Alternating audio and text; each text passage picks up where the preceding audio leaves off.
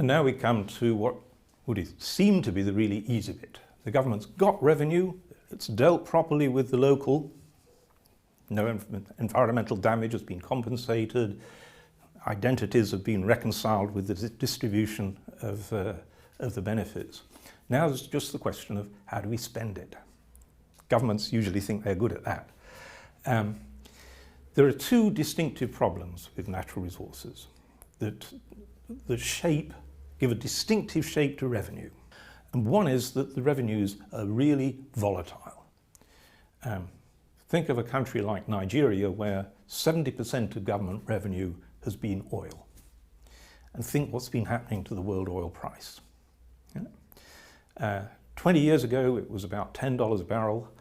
It then rose erratically to $147 a barrel. It then fell to 37, then it rose back to 114, then it fell to 27, and at the moment it's around 50. Imagine you're the Minister of Finance of Nigeria.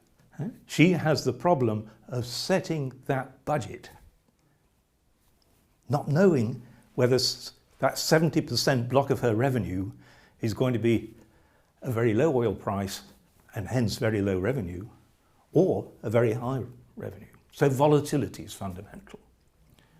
That's not the only problem. The other problem is that oil, unlike other sources of tax revenue, oil runs out. And so you're depleting an asset. It's even more dangerous than that, because with natural resources, the value is in the rents, the excess of the cost above, the price above the cost. And you only need one technological change to wipe those rents out. 100 years ago, Chile, half of government revenues came from one source, taxes on natural nitrate exports. And then a German scientist discovered how to synthesize nitrates, and the revenues disappeared 1 year to the next, never to return. That's technological obsolescence. And so, through these two reasons, you might find that these revenues don't last. At least if just exhausted, you can plan when it's going to happen. If it's technological obsolescence, you can't even plan it. And so you've got to respond to volatility and these problems of depletion. How do you do it? Well, with volatility, it's kind of obvious, isn't it? That when revenues are high, you better save, so that when revenues are low, you can dissave. That's very easy to say, sounds pretty obvious to do, and governments find it a complete agony. Because the political pressure, especially in democracies, when prices are high, there's political pressure to spend. The country which has in recent years been most successful at riding the tiger by saving when prices are high, so that you can dissave when prices are low, is Chile with the world copper price. Chile is the biggest single exporter of copper in the world. The finance minister who introduced the savings rule, a friend of mine, and he has the following story. So he had to implement the decision and try and sell the decision to the populace that even though revenues were very high and there were needs all over the place, he wasn't going to authorize spending to meet those needs. Money was going to be saved. He was the object of mass political vilification. When he took his children to school in the morning, he had to explain to his puzzled children why effigies of Daddy were being burnt in the street. So politically, this is really difficult. He says what saved him was that just in time the world copper price crashed, and so he could say, although the price has crashed, we can still keep spending.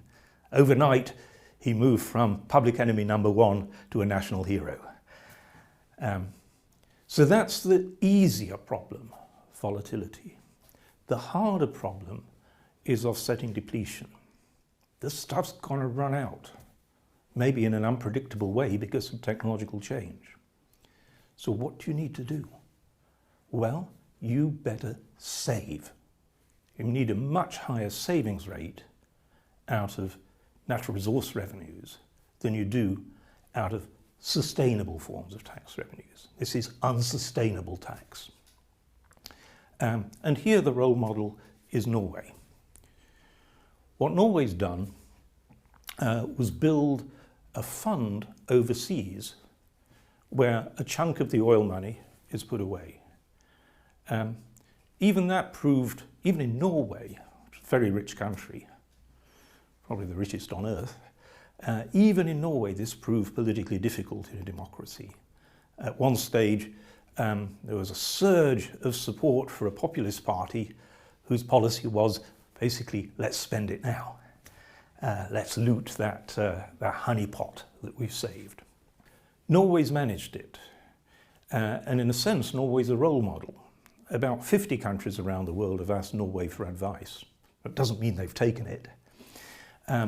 But, as we're about to see, Norway was distinctive. Norway, by the time it started putting money abroad, was already awash with infrastructure. It had spent on every possible form of infrastructure you could think of. Suppose you're Sierra Leone with its diamonds. Should you put the money abroad? Well, if you think about it, that's crazy.